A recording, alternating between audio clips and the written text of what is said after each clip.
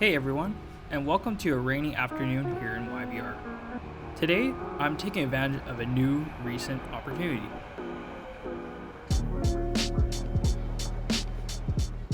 Recently, Lufthansa purchased some used A350s from Philippine Airlines. Philippine Air was going into bankruptcy protection and decided to sell these to offset the deficit. As part of Lufthansa's fleet modernization, they took advantage of these. Hi there, how are you? Once integrated into the fleet, they started flying them from Munich to Montreal, Toronto, and Vancouver. As soon as I heard about this, I had to take advantage of this as soon as possible. And I'll get to why this is so special in a minute. I was working earlier in the day, so I was one of the last people to check in. There was zero lineup, and I used my Nexus to get through security faster. There was only one lane open with a few evening departures. CATSA has been facing a recent staffing shortage nationwide.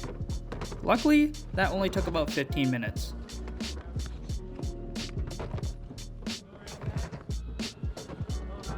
As boarding time was near, I did not have time to visit the Air Canada Maple Leaf Lounge. Lufthansa business class passengers can access this lounge. Why this flight is so special is because of the quote-unquote new business class seat. As these A350s were intended for Philippine Air, they have a different business class seat installed. Lufthansa decided to keep this seat instead of the standard business class product found on all their wide bodies. This is a major upgrade compared to what they've been having for quite some time now. Although Lufthansa is installing a brand new business class seat in their new aircrafts in the future.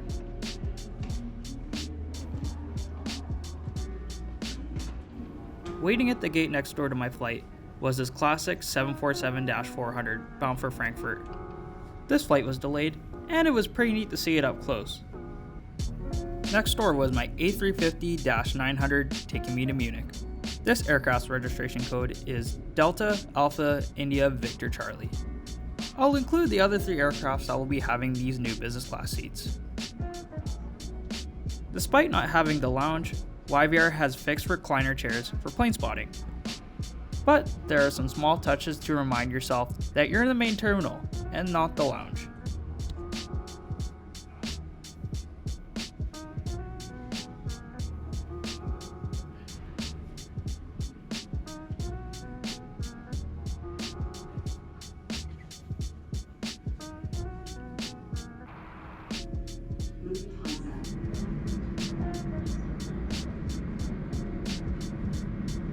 I was assigned a seat and was seated in the aisle. Despite not having a window seat, I was super lucky to get business class on this flight. Boarding started a little late due to the late inbound aircraft, but this was no big deal.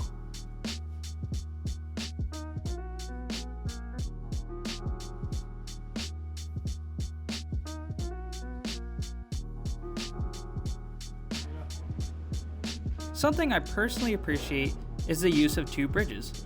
Some airlines choose not to do this.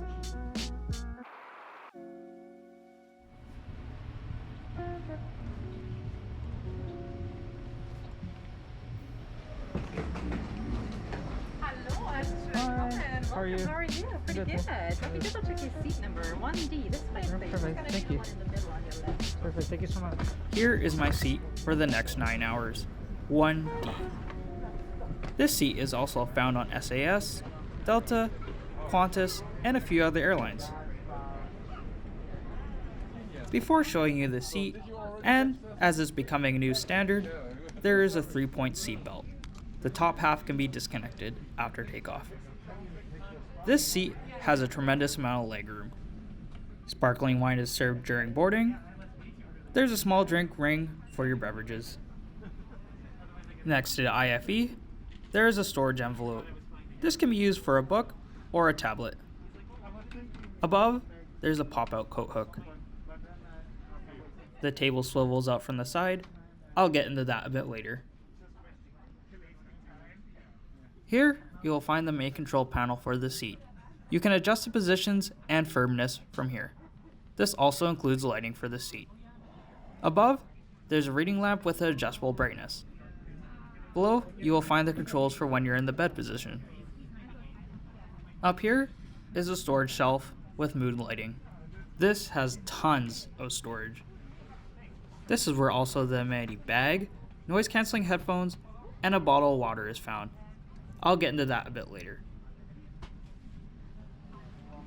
Below is a universal power outlet, 3-prong headphone jack, standard USB, and IFE remote. This remote has a small touchpad and the remaining flight time duration on there. This is actually a pretty cool feature.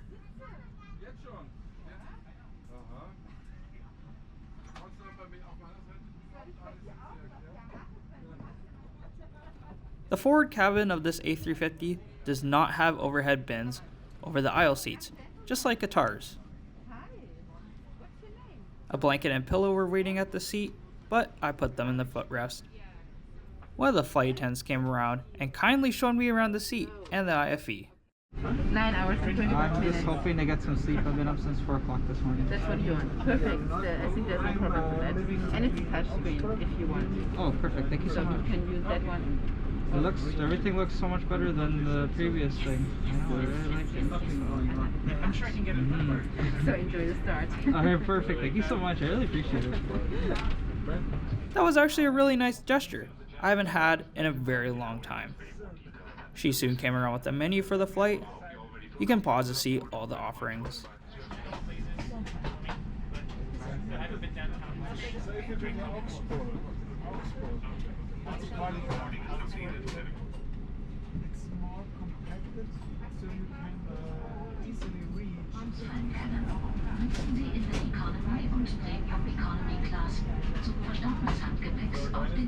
We soon pushed back and taxied towards the runway. Despite not having a window seat, I tried in my best efforts to record a takeoff.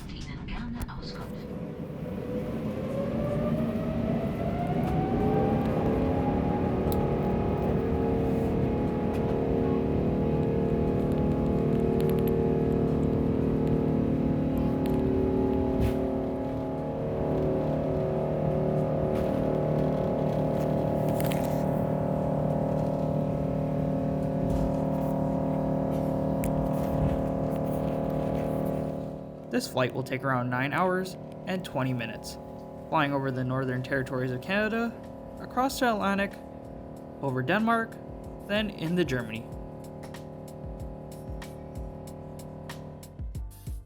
First things first, the Wi-Fi. The regular streaming package for this flight was $34 US. A little on the pricey side for me. As you can see, the speed is actually capped out at 1.5 megabits. Personally, I don't think this is worth it. I've flown in this seat before with SAS, and I'm not crazy on how it reclines. It moves forward considerably before it starts to tilt back, unlike the Collins Aerospace seat where it does both simultaneously. Now, the IFE. Holy crap, the quality of the screen is the best I've ever seen in the skies. There's so many different entertainment options on here, you won't be going bored. Even with the new releases, there are 226 individual movies on here, and that's not even including the TV shows. While waiting for dinner to start, here's the lavatory. It's very roomy and was kept clean, but occasionally the crew had to restock some of the items. The moisturizer is a good choice, and I find the shaving mirror a nice touch.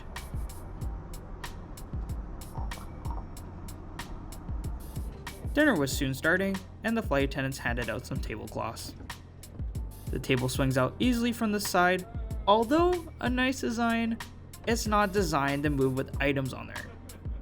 You can maybe move some things around to the side and shimmy your way out. A long haul flight on Lufthansa wouldn't be right without an Erdinger beer to start. Toasted mixed nuts were also served. If you'd like to make yourself a little more comfortable in the reclined position, the headrest tilts forward and back.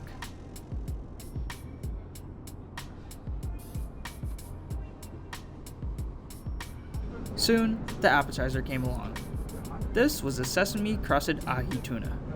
After that was a panko crust Arctic char, with roasted potatoes, carrots, and butternut squash. And for dessert was this excellent slice of lime cheesecake. Definitely one of the better meals on Lufthansa, but not the best. The tuna was great, but I'm convinced the Arctic char was actually salmon. But then again, this is non-hub catering, so nothing will be 100%. After dinner, I went to one of the main cabin doors to get a peek outside. Before going to bed, I'll show you the Embhd bag.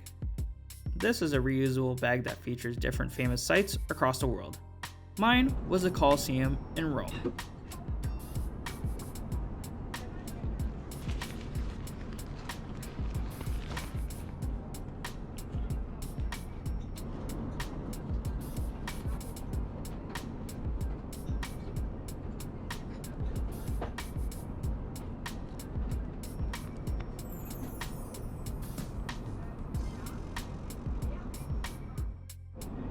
Inside there were socks, cloth covers for the noise cancelling headphones,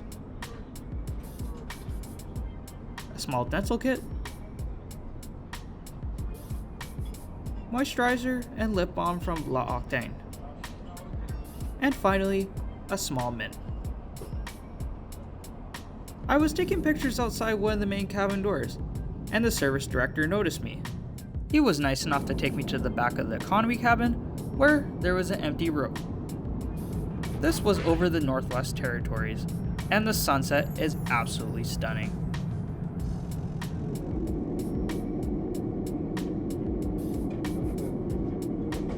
The seat in the bed position is very long and considerably wider than the business class seat found on Air Canada and American Airlines. That's something I really appreciate.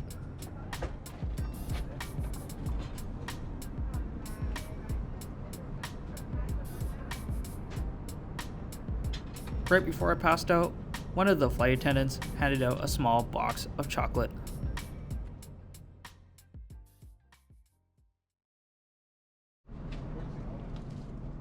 When I woke up, I had a decent sleep, but honestly, not the greatest.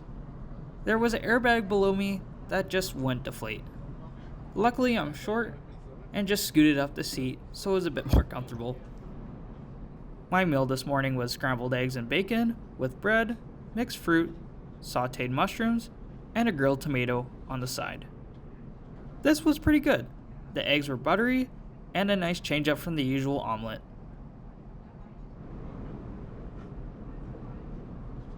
While this is out, I find it amusing that this is described as pasta.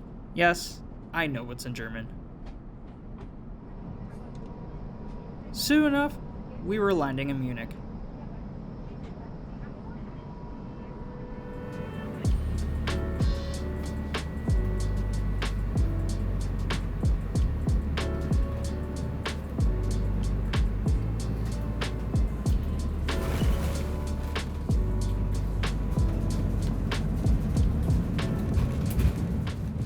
I personally have a lot of thoughts about this great experience with Lufthansa.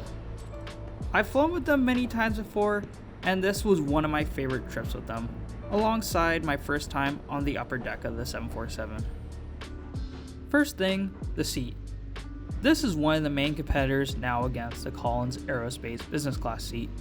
There are some things I prefer on their seat, and some I prefer on here. I absolutely love the width of the seat and the IFE screen. The shelf and mood lighting is a great touch and has great storage solutions. What I'm not a fan of is how the seat reclines, the airbag situation, and how the seats are staggered. If you're in the window, the seats alternate. Some are closer to the aisle, while some are closer to the windows. Where the Collins Aerospace seat performs better is that it's reverse herringbone and offers a bit more privacy than this seat. But in the end of the day, this seat is miles ahead of the current Lufthansa long-haul seat, and a welcome change. One more thing I'll add is there's no mattress topper included, as Lufthansa has not developed one for the seat yet, but it was still fairly comfortable. Finally, the service. I'm not over-exaggerating when I say this is some of the best service I have ever received on a flight. There's a clear difference between actually offering good service and enjoying what you do versus being forced to put a smile on your face. Yeah, I'm looking at you, Middle East 3. This flight took off at 4 a.m. local time in Germany, and the crew were happy and enthusiastic to do their job. They're incredibly friendly and helpful when needed. The service director truly went the extra mile to help me elevate my experience, and I can't thank him enough for that. This flight was something I haven't experienced in a long time. This will easily go down as one of my top 5 most memorable flights ever. Thank you to everyone for taking the time to watch this. It was very spontaneous and last minute. I really enjoyed the time it took to make this and sharing it all with you. I'll see you all in the next video, and thanks again.